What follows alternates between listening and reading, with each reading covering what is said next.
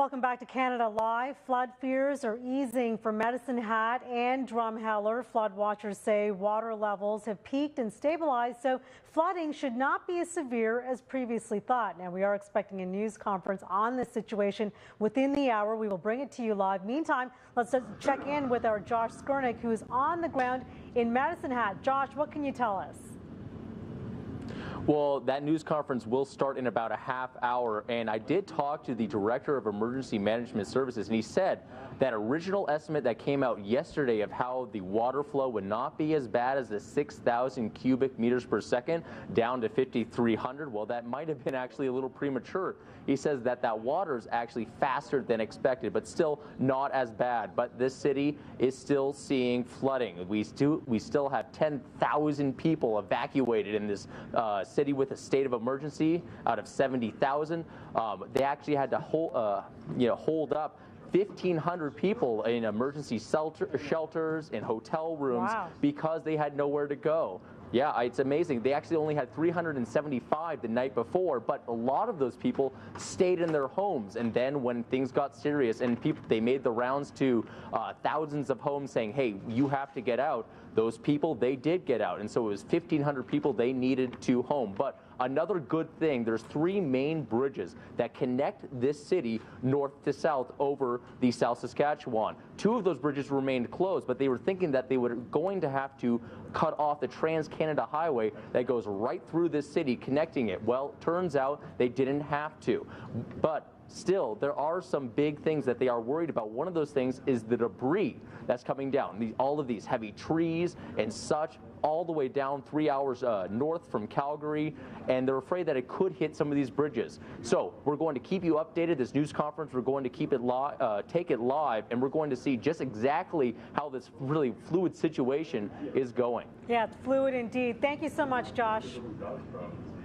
You're welcome. That is Josh Skurnik on the ground in Medicine Hat, and like Josh said, we will bring that news conference to you live right here on Sun.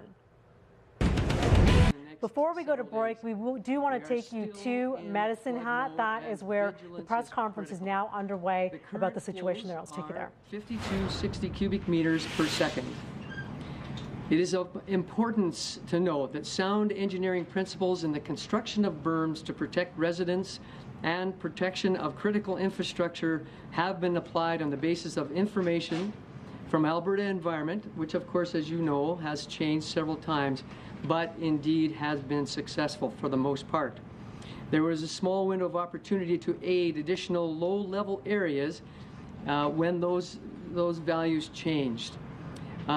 Those took extraordinary measures to achieve the success that we have seen. Virtually every department from the City of Medicine Hat, Dunmore, Cypress County, and Redcliffe have been involved in this flood event.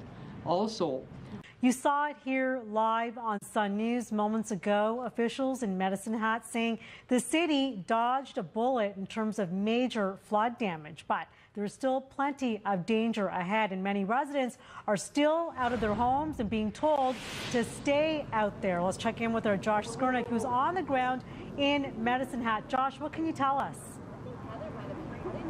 Well, you just saw that presser get over with, and I think the biggest thing to come out of there that it's now, according to the officials here, final. This flood was as bad or worse than that huge 100-year flood they had in 1995. But this time they were very, very prepared. And you saw person after person come up and say that, hey, we did our part. We prepared for the worst. We didn't get the worst this time, but we were prepared for it. And so we are not having as much damage as we could. I guess those early reports that I had of maybe that initial report of 5,300 cubic meters per second being lower than actually higher than expected. Well, those were wrong. It's 5,300 cubic meters per second that they're seeing right now on the South Saskatchewan River going right through this town of 70,000 people about 3 hours south of Calgary.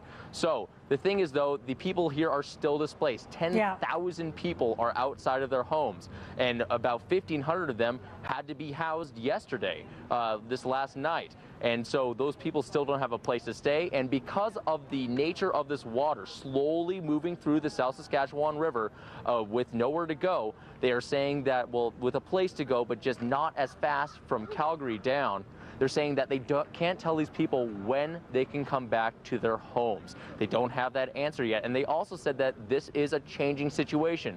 Though it's receding at a good pace right now, it could get even slower, which would then make the trek back into people's homes even longer. So a lot of unknown questions here, but they say that things are really kind of shored up. The city hall's okay, the courthouse is okay. They said that their dam is leaking a bit, but it's nothing to worry about. And so they're going to have another news conference here at 4 o'clock Mountain Time, and we will keep you up to date with what happens there. Very, very interesting stuff. And, you know, you hit the nail on the head with the mayor saying, look, floodwaters are receding somewhat, but he also doesn't want to give residents there, or evacuated residents at this point, the impression that all is fine and dandy. It's still a perilous situation, you know, electrical wires and so on and so forth that people have to be mindful of. And yeah. Josh, if anyone's even trying to get back in the city, if anyone's crazy enough to try to get back in, he's basically saying you got to stay where you are or officials will stop you, right? Exactly. It all goes back to the fact that this water is slowly receding. Yes, it is going down, but it's still everywhere. They have about 1,000 homes affected by this. They evacuated about 3,700 of them in the flatlands and in the areas that would be affected, but still 1,000 of them are underwater, and that water is everywhere, and so they have to make sure that it is safe for the people to come back. They said that the bridges would be open by this afternoon, so there are 3 bridges in this city linking north to south, and the only one that's open is that Trans-Canada Highway. Well, they say they'll all be open, but still it's the fact that, yeah, that's all right, but you still can't go home. It's still not safe. This is not over yet. It could have been worse, is what they're saying, but we still need to take all the precautions necessary. Absolutely. All right. Thank you so much for giving us the latest from Medicine Hat. We appreciate it. Of course, anytime. That is Josh Skurnik in Medicine Hat. We continue to watch the Alberta flood situation. The focus is on Medicine Hat, just east of Calgary. The South Saskatchewan River is raging. The river peaked overnight. Water levels are high, but not as bad as the city expected. Flooding, though, is already widespread. Our Josh Skurnik is on the ground live in Medicine Hat with a first-hand account of the flooding. So, Josh, just give us a sense of what it looks like right now.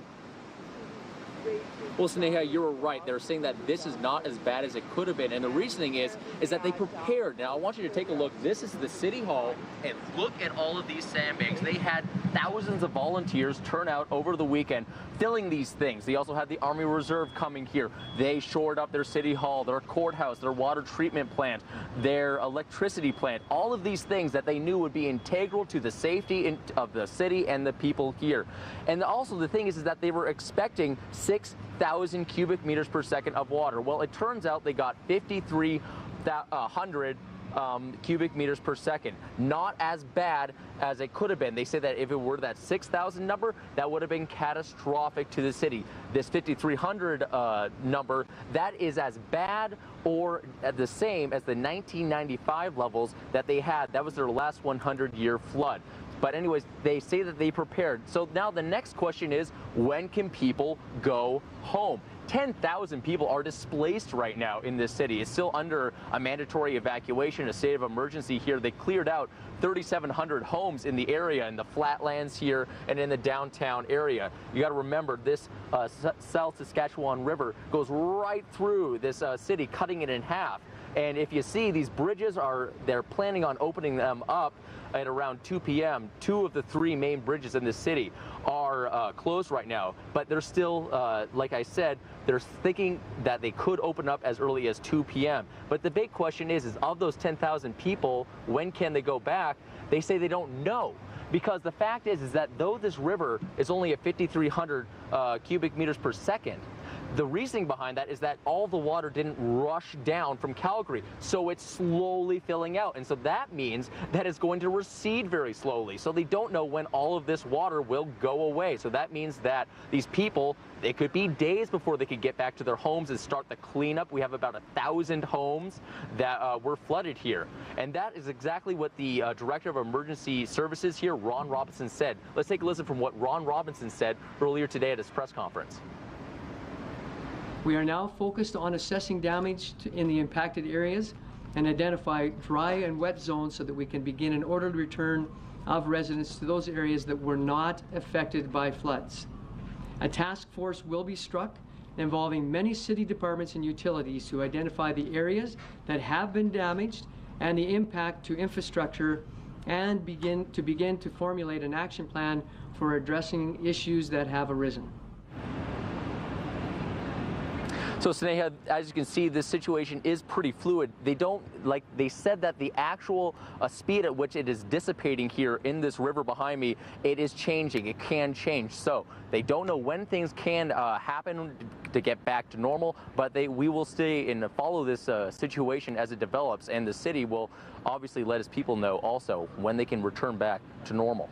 All right, very much a developing situation, as you mentioned, Josh, so I know you'll keep track of all of the updates. Keep us informed if anything changes. Thank you so much. You're welcome. That is Josh Skurnik reporting live for us in Medicine Hat. Have been forced to flee their homes. We take you back to Medicine Hat. We'll check in with Josh Skurnik. He joins us now live. And Josh, bring us up to speed on what you've been seeing today in Medicine Hat.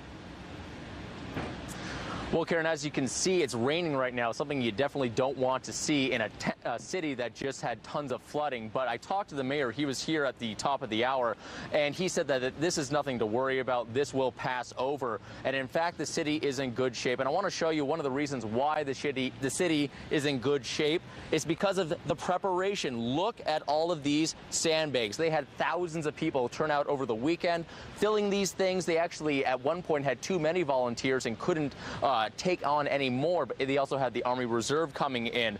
But it looks like they had enough preparation for even what they thought they were going to get, which was 6,000 cubic meters per second of flow coming down from Calgary on the South Saskatchewan River. Turns out they didn't get that. They said in the press release, in the press conference today, that it turned out to be 5,300 cubic meters per second. And now earlier today, I was reporting that they thought that number could be a little low, actually. And when I talked to the mayor, he said that, in fact, at one point, they had 5,500 cubic meters per second. And that was only for about an hour at around 1 a.m. this morning, and that quickly dissipated. So the update is, though, that things, at least for infrastructure-wise, are getting back to normal. Buses are now running, and a bridge that is right next to me right now is actually about to open up soon. I think if we can just pan over a little, maybe we can see a little bit of it. But anyways, the point is that bridge is now opening up. They thought that would happen around 2 p.m. Eastern, but they now say that that could happen right now. So things are getting back to normal. Karen. Great news. Glad to hear it. And definitely Medicine Hat, the epitome of preparation. We're glad that they were prepared for the water. Josh Skurnik live for us. Appreciate that update, Josh. You're welcome. And back in Calgary, tested at levels far below original estimates, doing far less damage to the town than first feared. Still, water levels remain dangerously high, and the town remains on high alert. And that is where we find Josh Skurnik. He's live for us on the ground in Medicine Hat. Talk to us about what's around you, what you're seeing today in that town. Well, Karen, actually the sun just came out. We had a little rain here. A thundercloud passed by, and I asked the mayor about it, and he said it's nothing to worry about, not enough rain to affect the river behind me. But here's another sign of good news. Take a look at this bridge right over here. This was one of the 3 bridges that connect the north and south parts of this city and actually had cut the city in half. Well, it's now back open earlier than expected. You see cars and people walking back and forth, and that is just a sign that the city is slowly getting back on track. Buses are now operational again, but still that doesn't solve the fact that about 10,000 people are still displaced. About 1,000 homes in the flatlands got flooded out during this torrential flooding that we got coming down from Calgary, and it's still not safe enough for those people to come back. That's from the mayor. The mayor says that with this torrential flooding that we have, even though it is slowly but surely going down, it still is at a dangerous level enough to where these people, they could encounter debris, felled power lines and things like that in the areas of these homes. They also want to have the Alberta health officials come here in order to clear the homes here. Now, another thing thing that kind of just really saved the city is the preparation. Take a look at all the sandbags here. They had thousands and thousands of volunteers come out over the weekend, and it's this preparation that really helped them out. Even though they had less water than expected, they were expecting about 6,000 cubic meters per second of water. They got about 5,300. So good for the city here of about 70,000 as they try to get back to normal. Karen? Yeah, I guess in many ways, Medicine Hat was fortunate enough that they had the advantage of some advance notice. So they were really able to prepare for what was to come, even if it didn't turn out as bad as they expected.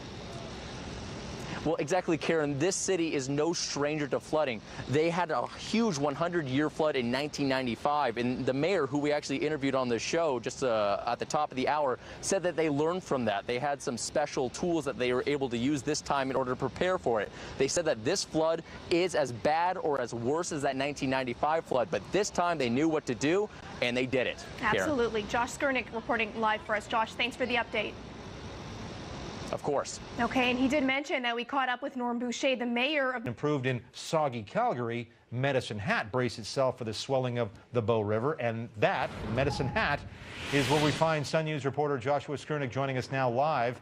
And the good news, I'm looking at your picture, Josh, is you're not got an umbrella over your head, so it's dry. What's the situation like in Medicine Hat right now? Well, you're right there. It was actually raining just a little bit ago, but then that storm cloud just passed on by, and it looks good. Things are really looking up for the citizens of this town, this city here of 70,000 people.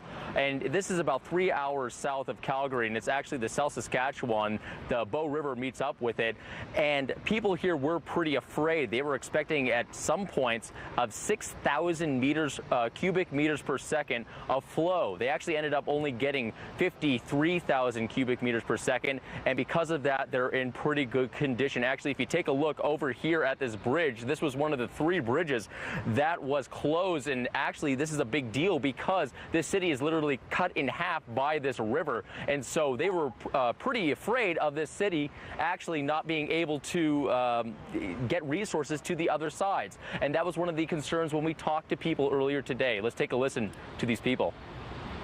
It's been rough. Like, my wife wishes that we were home already. We've got 2 little dogs, and we're kind of being holed up at a friend's place across this side of the river right now. And we're hoping we'll get a chance to go home here after 2 o'clock today. You know, Mother Nature has its own way of doing things, and you cannot predict something like that. You know, and it's coming from all down there, so what happens, happens. I mean, what are you going to do? I think for the majority of the flats, I think we'll probably start moving in this afternoon, as far as I know. So I think everything's all right. People's spirits are up. So, David, it's amazing how quickly things change. We just heard from the city that people in select parts of the south side of the city can now go back to their homes now. 10,000 people were displaced, so some of them are moving back. One area has water now, and they're about to get the city website back up. David? All right, so the situation, you know, knock on wood, sounds like in Medicine Hat, certainly not nearly as bad as Calgary. Everybody was prepared and waiting and is sort of getting the job done. Well, exactly. This city is no stranger to floods. They had a huge one in 1995. That was their last 100-year flood. And they're saying that this one was a little bit worse, but still, they learned from that. They had extra resources here. If we have time, I just want to show you real quick. Look at all these sandbags. They had thousands of volunteers over the weekend come and fill these things. They even had the Army Reserve come and help out. And so they knew this was coming. They shored up their water treatment plant, their power plant, their city hall, the courthouse, all kinds of things, really, in order just to make sure that they were prepared if it did get to that 6,000 cubic meters per second. Joshua Skurnik in Medicine Hat, Alberta. Thanks so much, Josh. Appreciate it. Of course, anytime.